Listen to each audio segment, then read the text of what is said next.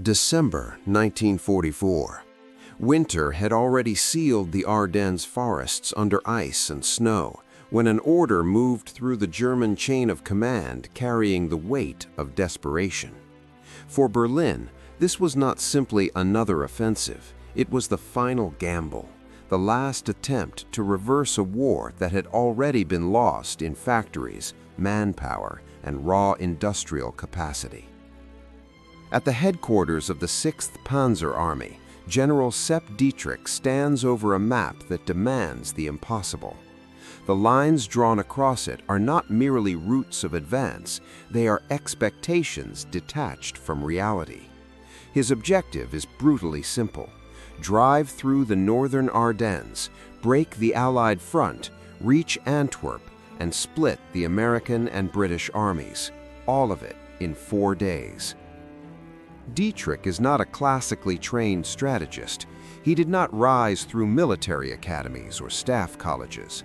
His career was forged through ideological loyalty, aggression, and unquestioning obedience.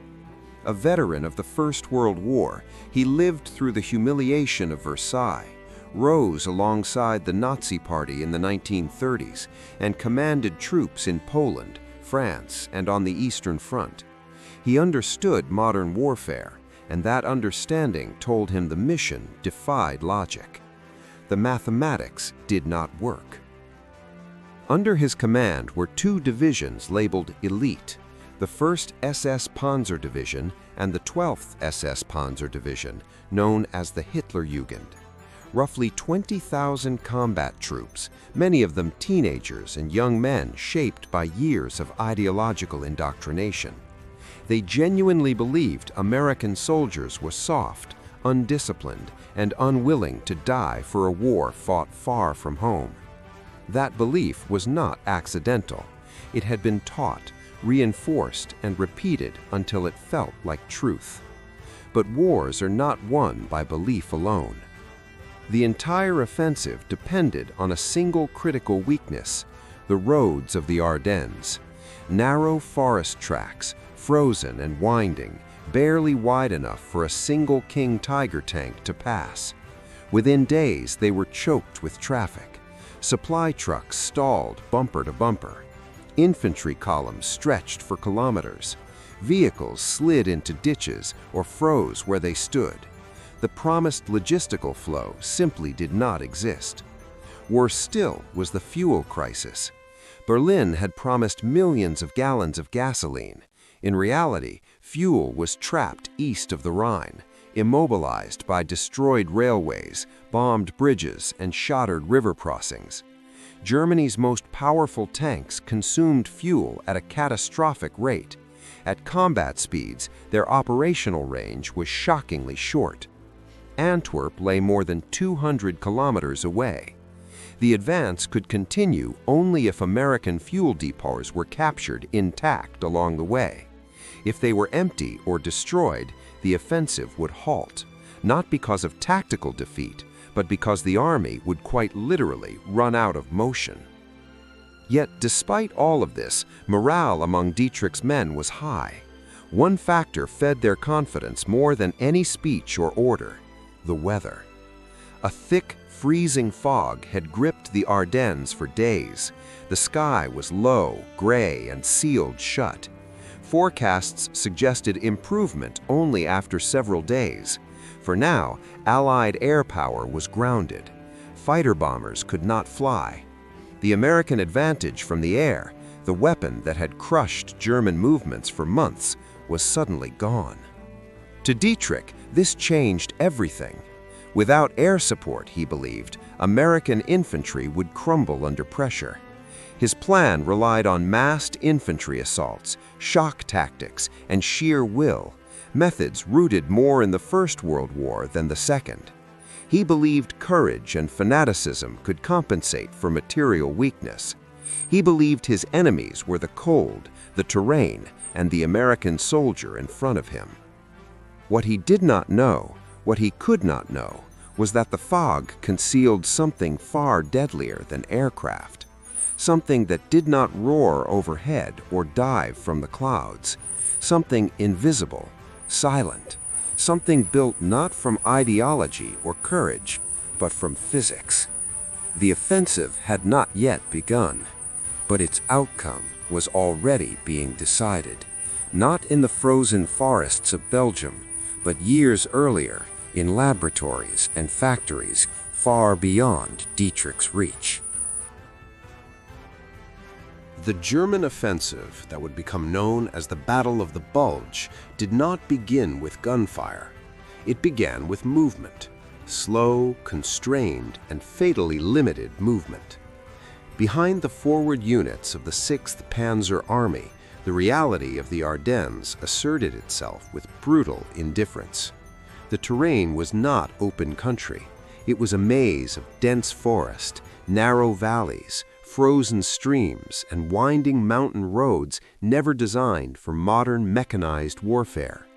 Every kilometer forward depended on a handful of icy tracks carved through trees and hills decades earlier for civilian traffic.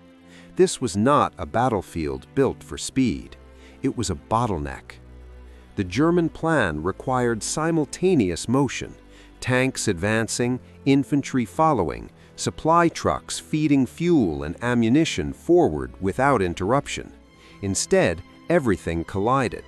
Convoys stalled, vehicles slid into ditches, broken-down trucks blocked entire columns. Once stopped, restarting in sub-zero temperatures became a mechanical nightmare. Engines froze, fuel lines clogged, steel contracted, rubber cracked. Yet none of this was visible on Hitler's maps. At the spearhead of the assault marched the 12th SS Panzer Division Hitlerjugend, one of the most ideologically charged formations ever committed to battle. Many of its soldiers were barely out of adolescence. They had been selected young, trained young, and indoctrinated young. For them, the war was not strategic or political. It was personal, absolute, and framed in moral extremes. They had been told repeatedly that American soldiers lacked discipline, that they depended on machines because they lacked courage, that they would break once confronted by men willing to die without hesitation. In the insulated world of SS training camps, this belief hardened into certainty. But certainty does not widen roads. Fanaticism does not produce fuel. The tanks leading the advance, especially the Tiger II, King Tiger, were masterpieces of engineering and disasters of logistics. Heavily armored and devastatingly armed, they were also fuel-hungry beyond reason. At combat speeds, their consumption rates turned distance into an enemy as real as any opposing force. Each kilometer advanced reduced the margin for survival. The promised fuel reserves were not there. German planners had assumed rail transport would keep pace. It did not. Allied bombing had shattered the transportation network east of the Rhine. Bridges lay twisted in rivers. Rail yards were smoking ruins. Even when fuel existed on paper, it could not reach the front. The offensive was gambling not only on speed, but on luck. The luck of capturing intact American fuel dumps before the tanks ran dry. This was not strategy. It was desperation disguised as momentum. Still, morale at the front remained dangerously high, and the reason hovered above everything: the sky. For days, thick fog clung to the Ardennes like a lid. Snow muted sound. Clouds pressed low enough to erase depth and distance. Allied aircraft, the terror of German columns since Normandy, were nowhere to be seen. The feared fighter bombers, the Jabos, could not operate.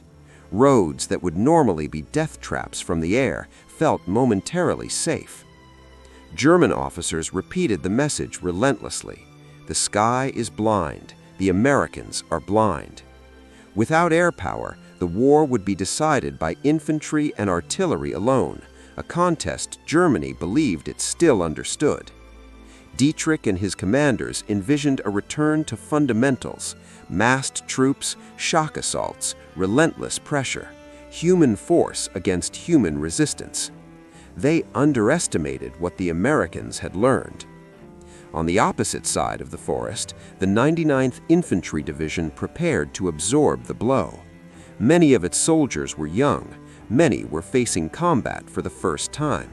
They lacked the ideological certainty of their attackers, but they possessed something else: training shaped by experience, not belief. When the assault began on December 16, 1944, the German attack rolled forward in darkness and cold. Infantry surged through snow that reached their knees. Orders echoed in German and English across the frozen woods. The Americans were outnumbered, sometimes 5 to 1. They were pushed back, step by step, yard by yard. But they did not collapse. They withdrew in order. They dug. They withdrew again and dug again, forming successive defensive lines on higher ground. Every retreat was calculated. Every position was chosen with purpose. Beneath the snow, American soldiers carved foxholes into frozen earth, carrying rifles, grenades, and the quiet confidence that somewhere behind them, artillery batteries waited. The Germans saw this and smiled. They believed they understood artillery. For 4 years they had survived it on the Eastern Front and in France. They knew how shells behaved. They knew how explosions worked. In forests like this, they believed artillery could not stop them. Snow swallowed blasts. Earth absorbed shrapnel. Foxholes protected the disciplined. They believed the physics were on their side. What they did not know was that the physics they trusted were already obsolete. For 8 days, from December 16th to December 23rd, the battle raged without a decisive breakthrough. German attacks intensified, casualties mounted, time slipped away, fuel dwindled, the roads remained clogged, the offensive strained against limits it could not overcome.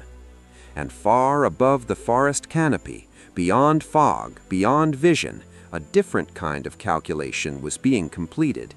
Not based on courage, not based on ideology, but on numbers, equations, and engineering. The decisive variable had not yet entered the battlefield, but when it did, everything would change. For 8 days, the battle in the northern Ardennes ground forward without resolution. From December 16th to December 23rd, 1944, neither side achieved the decisive break that planners on both ends had expected. Instead, the fighting settled into a brutal rhythm of attack, defense, exhaustion, and recalculation. For the Germans, this was disastrous. Every hour that passed without a breakthrough eroded the foundations of the offensive. Fuel stocks shrank. Ammunition was expended faster than it could be replaced. Vehicles abandoned on frozen roads became permanent obstacles. Wounded soldiers accumulated in numbers the medical system could not absorb. The offensive was bleeding time, and time was the one resource Germany no longer possessed. Yet tactically, many German commanders believed they were still close to success. They had forced American units back. They had identified defensive lines. They had observed artillery impacts and concluded that the ground itself was protecting them. Snow and frozen soil behaved like armor. Shells buried themselves before detonating. Explosions disappeared underground. Trees remained standing. Foxholes survived. To German veterans, this confirmed everything they thought they knew. For more than a century, impact-fused artillery had operated on predictable rules. A shell struck the ground, detonated, and sent fragments outward in a horizontal pattern. In open terrain, this was lethal. In forests and deep snow, much of the blast energy vanished into the earth. The mathematics were simple. Without airspace, shrapnel could not travel far enough to kill in large numbers. The Germans had learned this lesson the hard way and survived because of it. As shells continued to thud harmlessly beneath the snow, SS troops advanced with growing confidence. They dove into cover when they heard incoming fire, waited for the dull underground explosion, counted silently, and moved forward again. Each step reinforced the belief that artillery alone could not stop them. They were winning the physics they understood. On the American side, the situation was tense but controlled. U.S. infantry units absorbed punishment and held critical ground, especially around Elsenborn Ridge, a position whose elevation and road access made it strategically invaluable. American commanders recognized that if the ridge fell, German armor would gain freedom of movement toward the Meuse River. But holding came at a cost.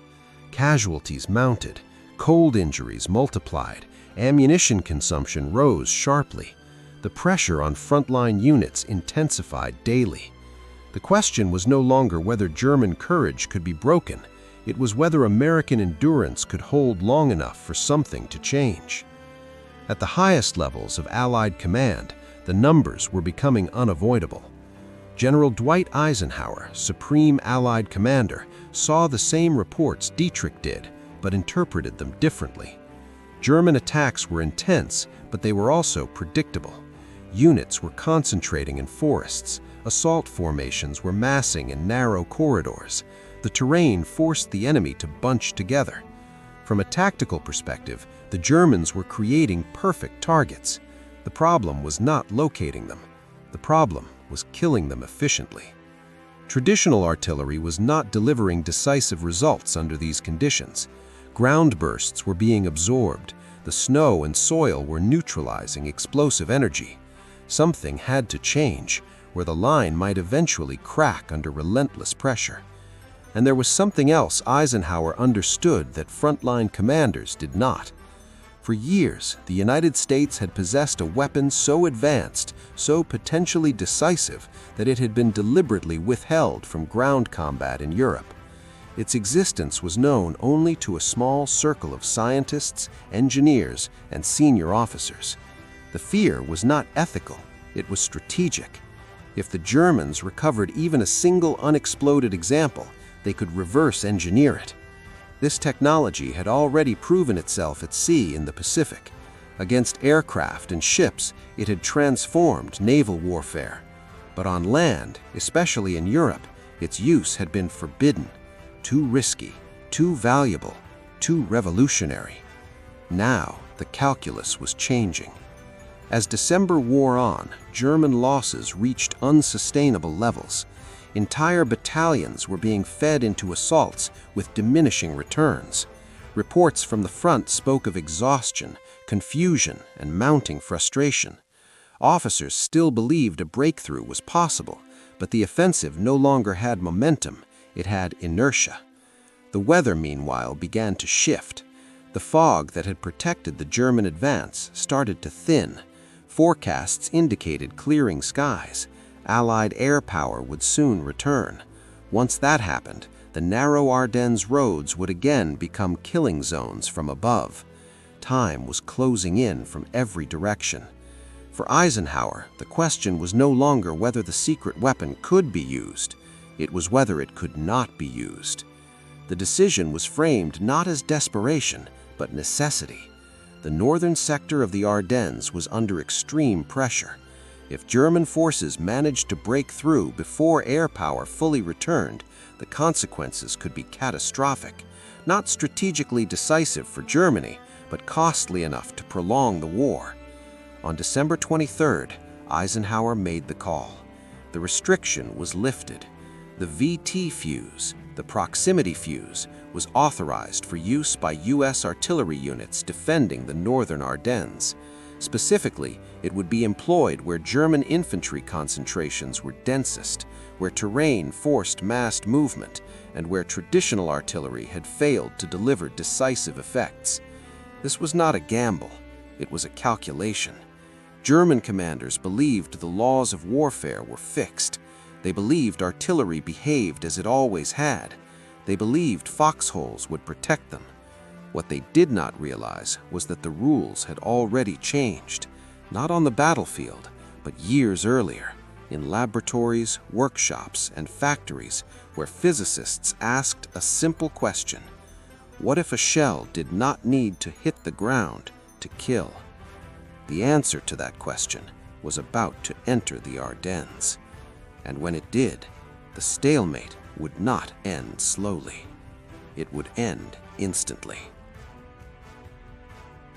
The morning of December 24, 1944, did not begin with dramatic speeches or visible reinforcements. There were no announcements to the men in the foxholes, no signals flares, no warnings to the enemy. The change that was about to reshape the northern Ardennes arrived quietly, carried not by troops, but by procedure. German units of the 12th SS Panzer Division had spent the previous days regrouping for what they believed would be the decisive push. Losses had been heavy, but not, in their estimation, catastrophic. The offensive had stalled, not failed. With one more concentrated assault, they believed the American line could still be broken. The terrain forced their hand. The forest corridors around Elsenborn Ridge narrowed movement into predictable assembly areas. Infantry units packed tightly among trees, shoulder to shoulder, preparing to surge forward in massed formations. Officers moved along the lines, checking weapons, issuing last instructions, reinforcing morale. The belief was widespread. This time, the breakthrough would come. They had no reason to suspect otherwise. American artillery had fired continuously for days with limited visible effect. Shells buried themselves in snow and frozen ground. The men had learned to trust the silence after impact. Dig deeper, wait, move again. The physics still seemed familiar. Several kilometers away, an American forward observer lay prone on higher ground, binoculars pressed to his face. From his vantage point, the forest floor below appeared unnaturally crowded. Gray uniforms shifted between trees, columns condensed, formations tightened. To a trained eye, it was unmistakable. This was not movement. This was concentration. The observer keyed his radio calmly, following procedure drilled into him through months of training. His voice was level, professional, almost routine. Fire mission, Battalion 3, Concentration 402. Fire for effect. There was a brief pause. Then he added a phrase that had never before been spoken over a battlefield radio in Europe. VT in effect. What followed did not resemble artillery as the German soldiers understood it.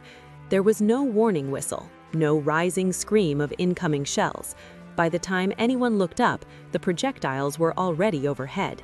And then they did not strike the ground. They detonated in the air. At roughly 10 meters above the forest floor, the first salvo exploded almost simultaneously. Each shell burst at precisely calculated altitude, separated by fractions of a second, forming an overlapping dome of steel fragments. Instead of blasting outward, the shrapnel was driven straight down. Men were struck from above. Foxholes became traps. Snow offered no protection. There were no craters, only bodies. The German assault collapsed in seconds. Those who survived the initial barrage were frozen in place, shocked beyond immediate comprehension. Some screamed into radios. Others stared upward, waiting for something they could see, something they could fight. Officers shouted orders that made no sense.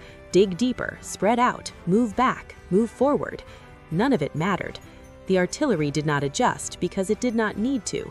The shells were doing exactly what they had been designed to do. The sky itself had become the killing zone. German radio traffic dissolved into panic. It's exploding above us. We can't hide. We can't dig. There's no sound before it hits. They demanded air support that could not arrive. They searched for guns they could not see. Some believed they were under attack by a new automatic artillery system. Others insisted it was impossible, that it violated the laws of warfare they had trusted for decades. In a sense, they were right. What they were experiencing was not simply improved artillery. It was a complete inversion of battlefield physics. For more than 100 years, soldiers had learned to survive explosions that spread horizontally. Foxholes, trenches, and terrain worked because gravity and blast behavior worked in predictable ways. The VT fuse shattered that predictability. Instead of detonating on impact, the shell measured distance continuously as it fell. When it reached the optimal height, it exploded, regardless of what lay beneath it. Snow, mud, forest, or open ground became irrelevant. The lethality was vertical, concentrated, and unavoidable. German units that had endured days of combat without breaking now disintegrated under minutes of airbursts. Platoons ceased to exist as coherent formations. Companies vanished from strength reports. Survivors scattered blindly, no longer responding to commands. The carefully planned assault dissolved before it ever reached American lines. From the American perspective, the change was immediate and unmistakable. Observers reported devastating effectiveness. Artillery officers adjusted fire with clinical precision. Batteries fired fewer rounds for greater effect. What had once required sustained barrages now required only correct placement and timing. This was not brute force. It was efficiency. By the afternoon of December 24th, German attempts to regroup were already failing. Every new concentration became a liability. Every pause invited annihilation. Movement itself became dangerous. The offensive had not merely stalled, it had collapsed. And still, most German commanders did not understand why. They searched for explanations rooted in morale, in exhaustion, in bad luck. They did not yet grasp the truth that a fundamental assumption of survival had been erased. The ground no longer protected them, experience no longer applied. The war they were fighting had moved beyond their comprehension. By nightfall, the northern Ardennes no longer belonged to courage, mass, or momentum. They belonged to a new variable, one introduced silently, without ceremony, and without mercy. The VT fuse had arrived, and the battle would never be the same again. To the German soldiers caught beneath it, the new artillery felt supernatural. Shells appeared without warning. Explosions came from the air. Death arrived vertically, bypassing every instinct and lesson learned over years of war. But there was nothing mystical about what was happening. It was engineering. Years before the first shell burst above Elsenborn Ridge, American scientists had been working on a problem that had frustrated artillery designers since the 19th century: how to detonate a projectile at the most lethal point in space, not merely when it struck the ground. The answer became known as the VT fuse, variable time fuse, though the name itself was intentionally misleading. It was not a timer. It was a proximity fuse, and it worked by measuring distance in real time. The heart of the project lay far from the front lines, inside the Johns Hopkins Applied Physics Laboratory in Maryland. There, physicists and engineers confronted constraints that bordered on the impossible. Whatever they built had to survive the violent acceleration of an artillery gun, forces measured in thousands of Gs, remain stable while spinning at extreme speeds, function reliably in freezing temperatures, and fit inside a metal casing no larger than a walnut. Against expectation, they succeeded. Inside the nose of each shell sat a complete radio system: transmitter, receiver, power source, and logic circuit. The battery itself was dormant until the shell was fired, activated only by the shock of launch. Once airborne, the fuse began emitting a continuous radio signal downward. As the shell descended, those radio waves reflected off the ground and returned to the fuse's antenna. Here, a simple but revolutionary principle came into play: the Doppler effect. As the distance between shell and ground decreased, the frequency of the reflected signal shifted. The closer the shell came, the stronger and faster the signal returned.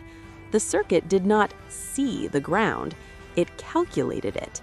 When the reflected signal reached a predetermined threshold, corresponding to an altitude of roughly 30 feet, the fuse triggered detonation, not on impact, not randomly, but at the exact height where fragmentation would be most lethal to exposed troops below. This single change rewrote the geometry of death. Conventional artillery dispersed energy horizontally. Fragments raced outward, losing velocity as they traveled. Snow, mud, and earth absorbed much of the blast. Foxholes worked because they interrupted the lateral path of shrapnel. The VT fuse reversed that logic entirely. An airburst created a downward cone of steel fragments driven by explosive pressure and gravity. Instead of spreading out, shrapnel concentrated.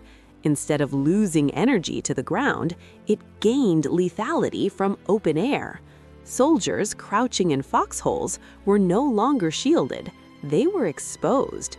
Positions that had been safe for decades became liabilities. This was why German losses spiked so suddenly after December 24th.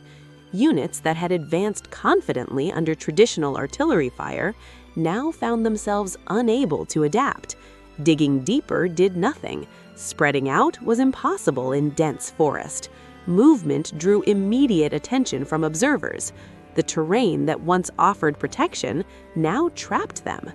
German reports described men killed without warning, without sound, without time to react. Survivors spoke of explosions that seemed to come from everywhere at once. The psychological impact was profound. Veteran soldiers who had endured years of combat found themselves facing a threat they could neither see nor understand. Confusion spread up the chain of command. Signals officers reported a new kind of automatic artillery. Company commanders demanded explanations. Regimental officers insisted such effects were impossible. Some believed the Americans had developed a weapon that violated established laws of warfare. In a sense, they were correct. Not legally, but technically. What had failed was not courage or discipline, it was assumption. German doctrine assumed that survival depended on terrain and experience. That assumption had been valid until it wasn't. The battlefield had crossed a technological threshold. Knowledge earned through years of bloodshed no longer applied. From the American side, the effect was equally clear, but far less mysterious. Artillery officers saw immediate results. Fire missions required fewer rounds. Kill zones became predictable. The combination of forward observers, precise coordinates, and VT fuses transformed artillery into a weapon of calculated certainty rather than brute suppression. This was not a miracle weapon in the mythical sense. It did not win the war by itself. It did not make soldiers invincible, but it changed the cost equation of combat overnight. German formations that once required prolonged engagement could now be neutralized in minutes. Attrition accelerated beyond recovery. Command cohesion fractured. Initiative vanished. And crucially, the VT fuse arrived at the worst possible moment for the German offensive, when fuel was scarce, time was exhausted, and reserves were already depleted. The offensive had been built on a fragile balance of speed, surprise, and belief. The introduction of proximity-fused artillery shattered that balance completely. What remained was not a contest of wills, but a demonstration of systems. On one side stood courage, indoctrination, and experience. On the other stood radio waves, circuits, and industrial capacity. By late December 1944, the outcome in the northern Ardennes was no longer in doubt. The question was no longer whether the German offensive could succeed, but how much of it would survive. The answer was written not in speeches or orders, but in the cold arithmetic of physics. Once the VT fuse entered the battlefield, the German offensive did not merely lose momentum, it lost coherence. The most immediate effect was operational paralysis. German commanders quickly discovered that every decision they made worsened their situation. Concentrating troops invited annihilation.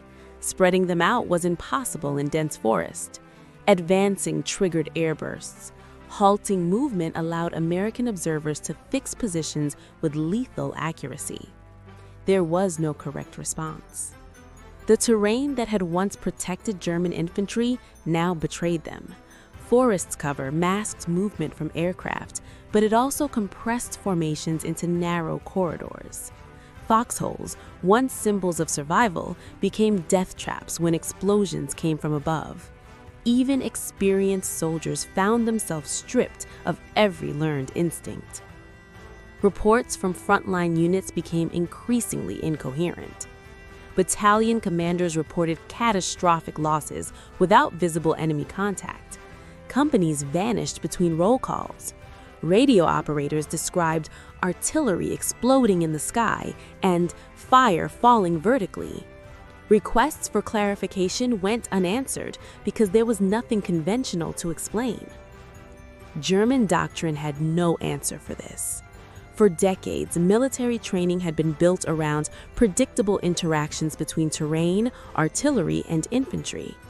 The VT fuze shattered those assumptions in hours. Officers who had survived Poland, France, and the Eastern Front suddenly found themselves commanding units in a battlefield that no longer followed known rules. Morale cracked, not because soldiers were unwilling to fight, but because fighting no longer made sense. The 12th SS Panzer Youth Division, the ideological spearhead of the Northern Offensive, suffered the most. It had entered the Ardennes with roughly 20,000 combat troops, many of them young and fiercely committed. By the final days of December, that number had been cut nearly in half. Losses were not evenly distributed. Units exposed to VT-fused artillery experienced disproportionately high casualties. Entire companies disappeared from strength reports. Platoons were reduced to handfuls of survivors, often leaderless and disoriented. Commanders attempting to reorganize found that every regrouping effort simply created a new target. Armor offered little relief.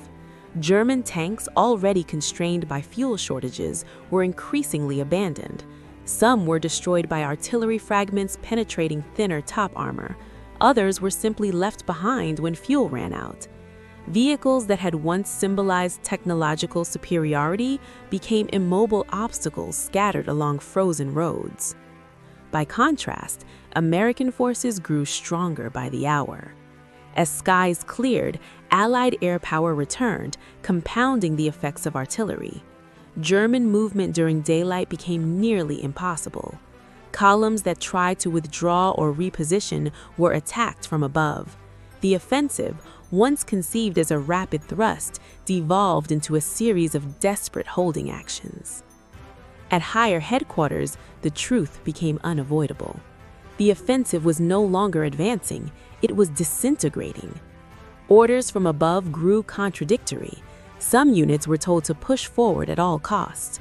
Others were instructed to consolidate. Still others were ordered to withdraw, but given no fuel, no routes, and no time.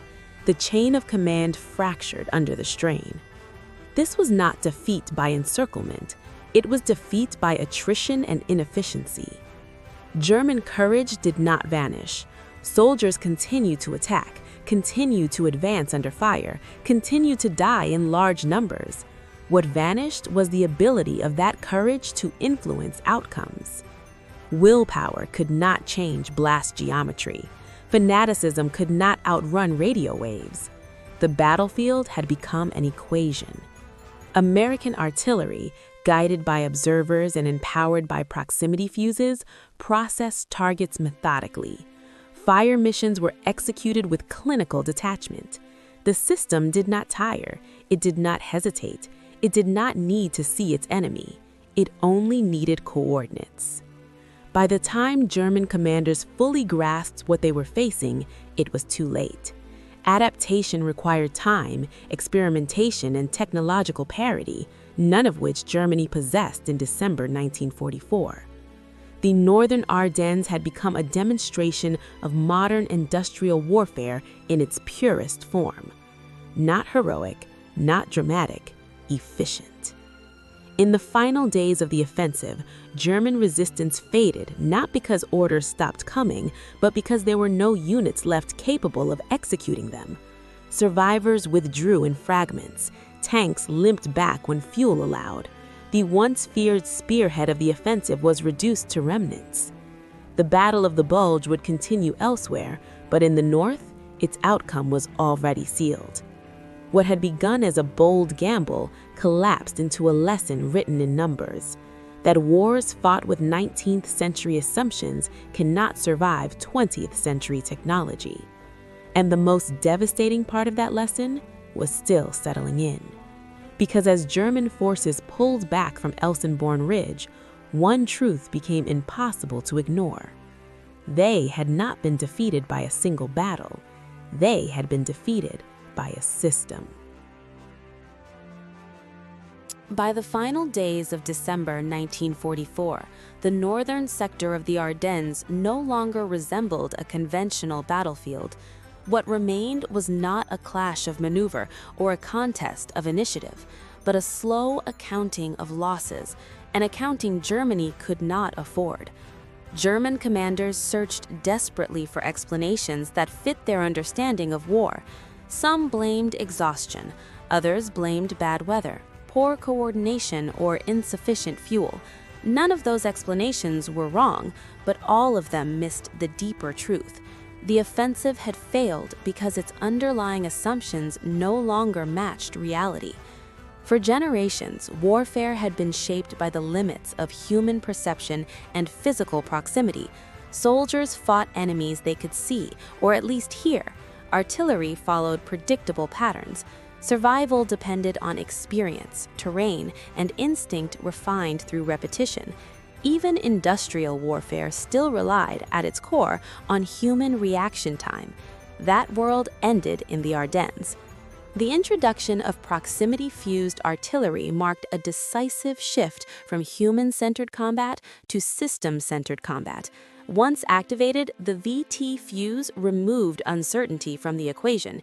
It did not ask whether a soldier was brave or experienced. It did not care whether a unit was elite or expendable. It functioned according to mathematical thresholds alone. German units discovered that courage could no longer buy time. Survivors of the 12th SS Panzer Division later described the psychological collapse that followed. Not panic in the traditional sense, but helplessness. The realization that no action, advancing, retreating, digging, spreading out, altered the outcome. The enemy did not need to see them. The enemy did not need to chase them. The enemy simply calculated. This was profoundly destabilizing. Military organizations are built on cause and effect. Orders lead to action. Action leads to result. In the northern Ardennes, that chain broke. Commanders issued sound tactical orders that produced catastrophic results. Experience became irrelevant. Initiative became dangerous. The battlefield stopped responding to leadership. On the American side, the shift was equally stark, but far less traumatic. For U.S. forces, the VT fuse represented the culmination of a doctrine that emphasized coordination, technology, and logistics over individual heroics. Artillery units did not need to be inspired. They needed to be supplied, connected, and precise. And they were. American industry ensured a steady flow of shells, fuses, replacement parts, and trained crews. American logistics kept guns fed despite weather and terrain. American communications ensured observers could speak to batteries without delay. The entire system worked, not because of brilliance at the front, but because of reliability in the rear. This difference proved decisive. German industry, battered by years of bombing, could not respond in kind. There was no time to copy the technology, no capacity to mass produce an equivalent. Even understanding the weapon required recovering intact examples, something nearly impossible under constant fire. By the time German intelligence grasped the nature of the VT fuse, the offensive was already dead. What followed was not retreat in the classical sense, but disengagement under pressure. Units pulled back where fuel allowed, others simply dissolved, their survivors absorbed into rear formations or captured during Allied counterattacks. The momentum that Hitler had demanded never materialized. The broader Battle of the Bulge would continue into January 1945, but the strategic outcome was already fixed. Germany had expended its last operational reserves in a failed gamble. The loss of experienced troops and equipment accelerated the collapse of the Western Front. More importantly, the Ardennes marked a turning point in how war itself was understood. The lesson was not that technology alone wins wars, it was that systems win wars. Technology, when embedded within a functioning industrial, logistical, and command structure, multiplies power beyond what human effort alone can achieve.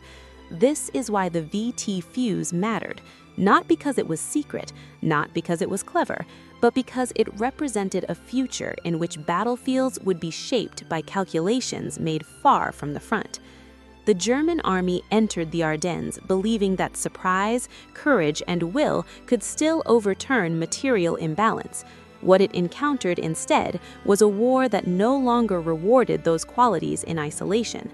The battlefield had become automated, not by machines replacing soldiers, but by processes replacing improvisation. By early January 1945, the northern Ardennes fell silent. The guns moved forward, the lines stabilized. German forces withdrew what little remained of their striking power. The offensive that was meant to split the Allies had instead sealed Germany's fate.